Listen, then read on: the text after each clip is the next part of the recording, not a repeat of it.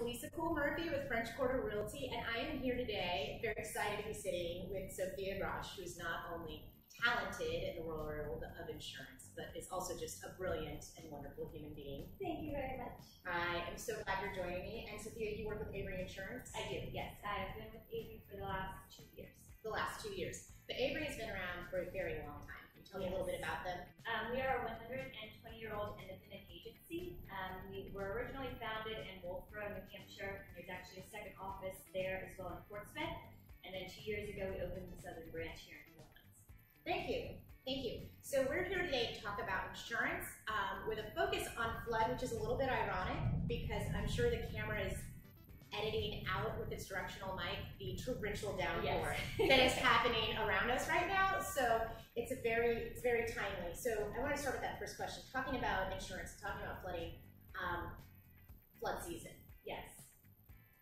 When in y'all's book does that kind of bookend begin? So, as we know in New Orleans, it kind of varies, specifically more so during hurricane season because that's when there is more rain.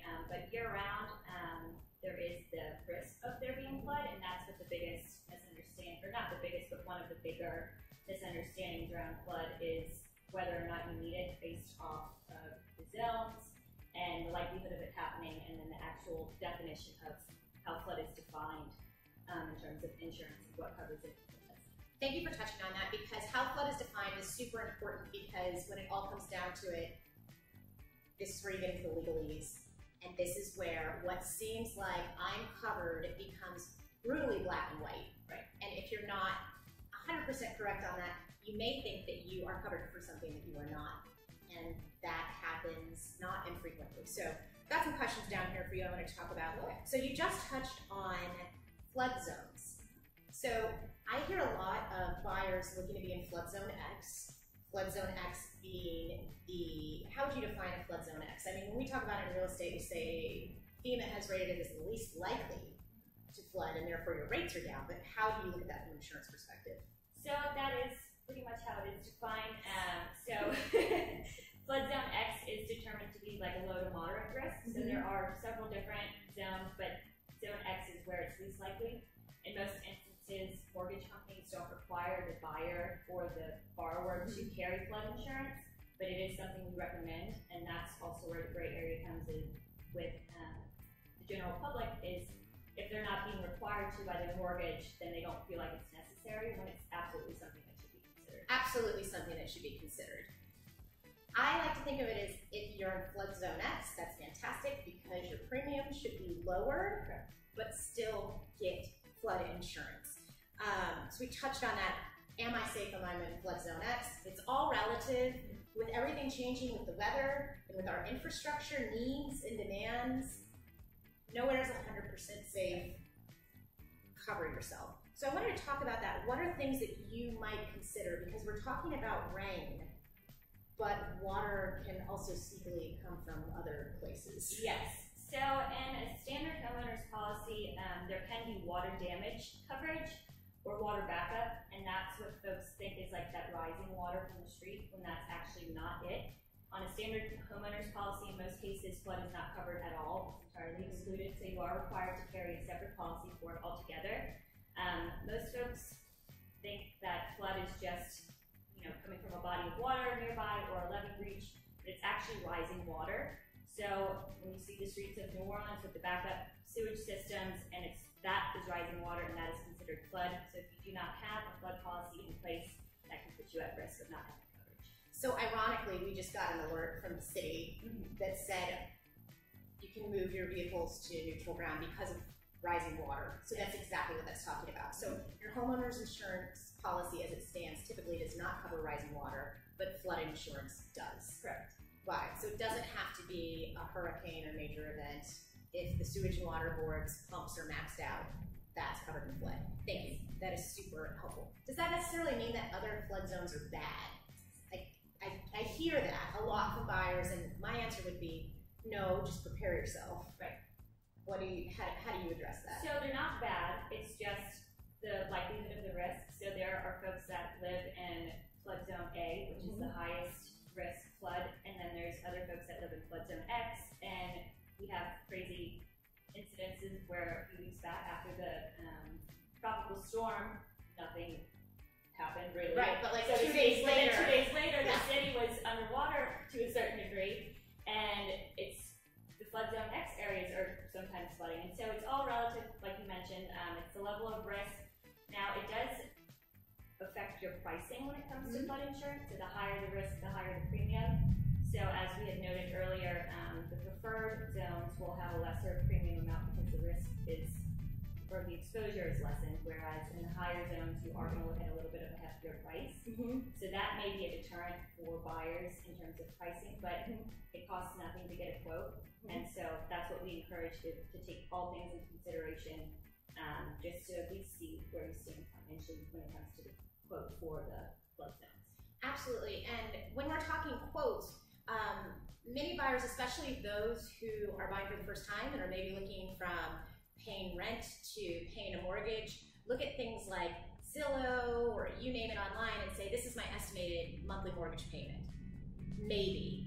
You're also going to include homeowners insurance policy, flood insurance policy, and maybe some other general maintenance costs, and that's going to be your monthly expense because those are generally rolled into your monthly payment. Right. So that is something to consider. So while you may save money on property by living in a different zone, your insurance may be raised. So just keep that in mind when you're looking at, well, how much am I actually paying out of pocket each month, and how much of that is going towards the equity or the value of this thing that I now own versus going to protect it. Definitely. Absolutely. So let's talk about this. We touched a little bit on flood zone X, and that's also something that'd be confusing because you would think A would be the best, B, C. Not true.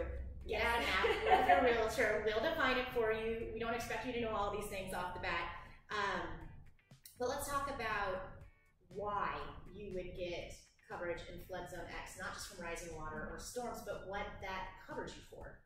It's really, I guess, the easiest or most go-to answer is peace of mind for insurance. It offers you the peace of mind because there are things that we don't expect to happen and they do. And so insurance to a certain degree may be the unnecessary evil that protects us, but at the end of the day it does give us peace of mind because when those crazy storms come through, at least have your agent look at what you have. That way you know if and when these instances happen that you're covered. And we're talking about flood insurance and we're talking about homeownership. So if I'm watching this video, I might think I'm only talking about the house, but it covers a lot more than just the house and contents. Yes. So that has a lot of layers to it. So as a homeowner, if you own the home and you are the owner occupied, then you would purchase a policy that would cover the dwelling, so the actual building, as well as your contents. And the contents is basically if you were to take the house, turn it upside down and shake it out, everything that would fall out is what the contents are considered, so to speak. For renters, which is another big misconception for renters, is the landlord's policy is not required to protect any of the tenant's personal belongings. So as a renter or tenant, if you do not carry a renter's policy or a flood policy specifically for your contents, in the event of a loss, you're not going to have that coverage. So that's definitely something to consider. And then on the flip side, if you're a landlord, you would have coverage on the actual building, but not on the tenants. So make sure that's clear. And in most instances, renters' insurance policies are very affordable. Yes. Shockingly affordable. I won't quote anything. Right. But I have worked with tenants and with landlords who required their tenants to have insurance on their belongings. And I can tell you guys, it's dinner out. Right.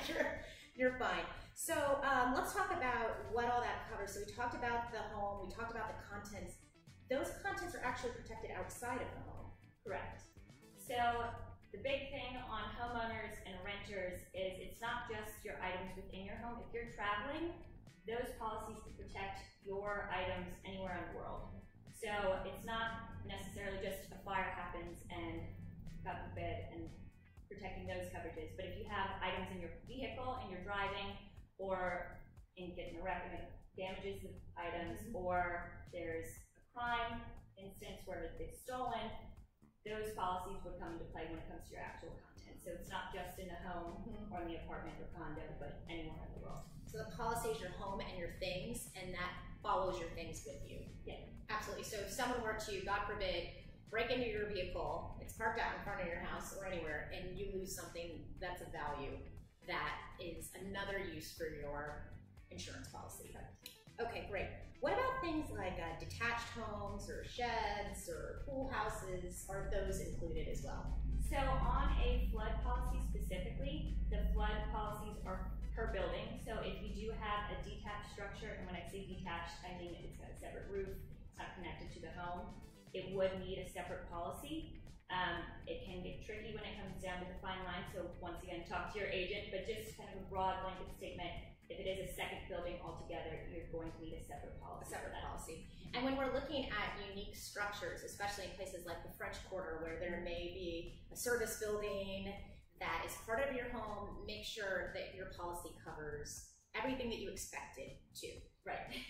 Definitely have that conversation, because it's better to have it up front and know what you're looking to cover, so that your agent can make sure that you have all of that included in your policies, as opposed to, in hindsight, wishing you would have had it because something happened and you hadn't had that conversation, and then you're learning by mistake. Yes, you're learning the very, very hard, painful way. Don't do that. Right. Don't do that. So we talked about renters and we talked about homeowners. If you have, and good for you, multiple properties in the same area, where does that scale tip from being a personal or an individual plan into something of a commercial nature? So each individual building would need its own policy. When it becomes the line between residential to commercial, if it's a single building with 4 units, up to 4 units, is considered residential still, but once a 5th unit and up is involved, it then goes into commercial. But similarly, if there's the 5th unit, it's a back house or a mother-in-law suite or whatever the case may be, that second building would need a separate policy. But the 4 within one roof, depending on how it's spun, it can be protected on one policy. On one policy. So other questions to ask your agent and to make sure that you're getting covered. 4 plexes, one policy. The minute you add another thing, you're talking about a commercial policy. That doesn't mean you shouldn't buy it. Your rates may be very similar. It just means make sure that you're protected, because if you have a policy and it kind of rolls into your next property, make sure that everything is actually covered. On that note, I do want to clarify one thing, just in case, to leave nothing to chance. Thank you. The one policy would be for the landlord or the homeowner that owns the entire building, but then it would be individual tenants would have to have their own flood policy, if you were listening earlier. For their things. For their things. Landlord, you are not on the hook, nor does your policy cover the things of the people that you rent to. They need to insure that on their own, or you could end up with very unhappy tenants. Correct. Very unhappy tenants. Make sure that that is clear, or that it is very clearly outlined in your lease. Yes. Or an amendment, or an email, get it in writing, so that way nobody can get upset at anyone other than themselves if the worst should happen. Let's talk about your general flood insurance policy is going to cover you up to the FEMA allowance of $250,000. For residential. For residential. So going back to residential, $250,000. But what if my home or the contents of my home are worth more than that? That is a great question. We hear that all the time, especially in New Orleans. A lot of us learned the hard way after Katrina. The National Flood Insurance Program, the NFIP, that's run by FEMA, has a cap on the amount of coverage or limit that they will allow for the building, which is $250,000 for residential buildings. And then it's actually $100,000 for content. So you have $250,000 for the building, $100,000 for the contents. So if you own a home that would cost $300,000 to rebuild from the ground up, you would need excess flood coverage to cover that difference, because there is that cap of $250,000. Same goes with your contents. If you have more than $100,000 of contents that you are wanting to protect against flood losses, you would also need to consider excess flood. Absolutely, and this comes into heavy play. You can rough out build costs, but if you are in a unique home or if you are in a historic area that requires certain materials to be used to rebuild, that can tip scales pretty quickly, even if your home value to rebuild or how it's assessed. You say, oh, well, my home washes away, that's fine, I'll just rebuild something different. You may not be able to, depending on where you live. So make sure that you understand where you live and what the limitations are. What sorts of things does excess flood insurance cover? So it would be kind of like a cap on top of your existing flood. So it's just ensuring that if your home or your contents do exceed that limit, that you have that extra amount of coverage that in the event it was a total loss, you would be covered in fullness. Got it. Well, you know what I'm trying to say. Fullness, I appreciate that because I also hear people go, oh, well, my stuff's kind of old or whatever, you know, it's probably not worth that much. But if you had to replace it, and if you had to go shopping for new things, make sure that you are covered to the amount that would enable you to do so. Yes. Otherwise, and we talked about this a little bit on another chat, it really comes down to your level of comfortability with self-insurance. Yes. So if you are in a financial state where you could, you know, upgrade everything that you own if you needed to, fine, good for you, like more power to you. But if you're not, you might want to consider that, or if you just don't know or want the headache later, that is very important. So all of this is boiling down to risk management. When you talk about this is a riskier assessed flood zone, this is higher. Talk to me a little bit about risk assessment and how that plays a role. So even those, regardless of your assets, we all self-insure to a certain degree with our deductibles. So your deductible is how much you're willing to self-insure. So it's an agreement with the company essentially saying, I agree to pay $1,000 out of pocket before my insurance will kick in. So that, to a certain degree, is self-insuring. Now, the higher the deductible typically creates a lower premium because you're negotiating with the company and how much you're self-insuring versus how much they're going to insure. When it comes to risk management, what we do like to articulate is insurance is really meant for those worst case scenarios, not so much just repairs on the wear and tear. So companies are looking for clients that understand the process, understand the dynamics of how the insurance policy works, that are not claim savvy. Of course, insurance is there for those instances, but if you have $1,000 deductible and it's going to cost you $1,500 to replace and the company is only paying out $500, if you can financially swing that additional $500 versus paying out a claim, we recommend doing so because in the long run that does help your premiums long term. Okay. And that clean loss issue. So in addition to evaluating the risk of the place in which you choose to live, they're also evaluating you as a potential cost center. Correct. Got it. And what you might come after. So unlike medical, not that you are involved in medical insurance, where you have a deductible and you have to meet it every year, and if you meet it, then your policy kicks in a bigger way. That's not what we're talking about with homeowners insurance. Every instance that you can report, like say something happens in March, your windows leak, then this happens and that happens, every time that you pick up that phone, it's up to $1,000. Yes. To a certain degree. So I actually had this conversation recently because it was a question, because there is that gray area with the health and life where it's an annual deductible, whereas in insurance, in most cases, it's per occurrence. So if you have one claim in January and then you have another claim in April that's totally unrelated to that first claim, you're paying the full deductible each time. Per occurrence. Each time. Unless you can really show that they're related. Right. And even still, there's some gray there, So yeah. So just like other financial institutions like mortgage companies, they exist to have a profitable business. They are there when you need them, but they are evaluating you as a good customer that's going to make them money over time or not. You should still get insurance for catastrophic events, but you may really want to consider sort of nickel and diming your insurance to get the better of them because they're smarter and they get the better of you. Still a great idea to have all this insurance coverage, but be careful. You could be your own worst enemy depending on how you're behaving. Yes, exactly. Absolutely. And it's great that you made the point because I think it resonates better when it's not an insurance agent saying it.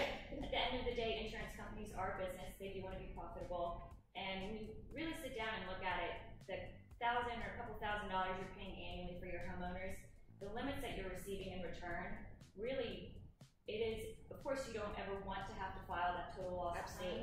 But when you think about it, the couple $1,000 you pay a year for your insurance to have hundreds of thousands of dollars paid out, that's where the peace of mind comes in. So, of course, as a consumer, I get it. You know, we want to save money where we can, but insurance really is one of those areas that you don't want to cut corners in certain spaces because you really will kick yourself. You really kick yourself. You're speaking my language as a military guy. I'm like, we have this whole military that we pay taxes for that you don't even think about. Right. But heaven forbid we should need them, and we have. Yes. It kicks in. We're not the bad guys. There is insurance is not the devil. Yes. Not the devil. There is strategy behind it. You're soldiers. Yes. There you go. You're protecting our things. So with that, is there anything else that you want to add on insurance that we haven't touched on today? Or something new?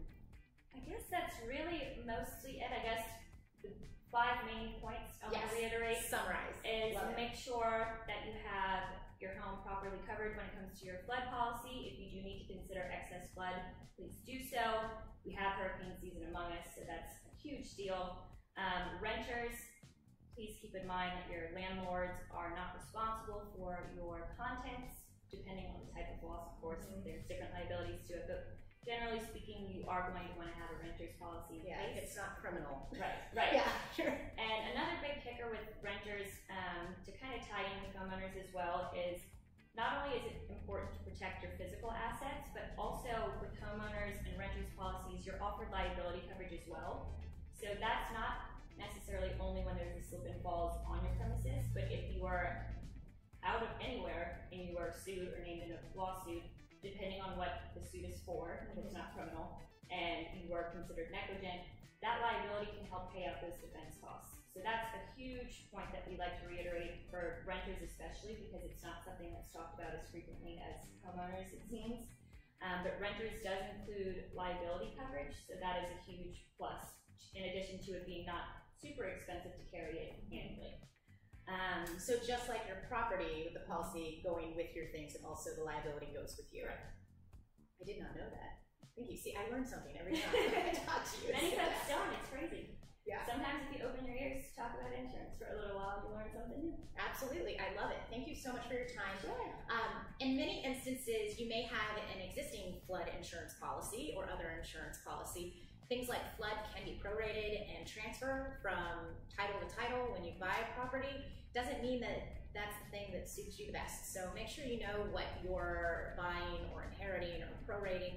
And when you do need an insurance policy or prefer to have that initiated by you, Avery Insurance is a great resource for that. Why don't you tell us how to contact you? So I can be reached either by phone or email, whatever the best way to get that out there. I don't either through the channel or absolutely. So DM me, message me, email me. I'll put you in touch with Sophia, and I'm putting her information up on screen right now so that you can reach her directly. And thank you so much for your time. I really appreciate it. Thank you. This was fun. Cool.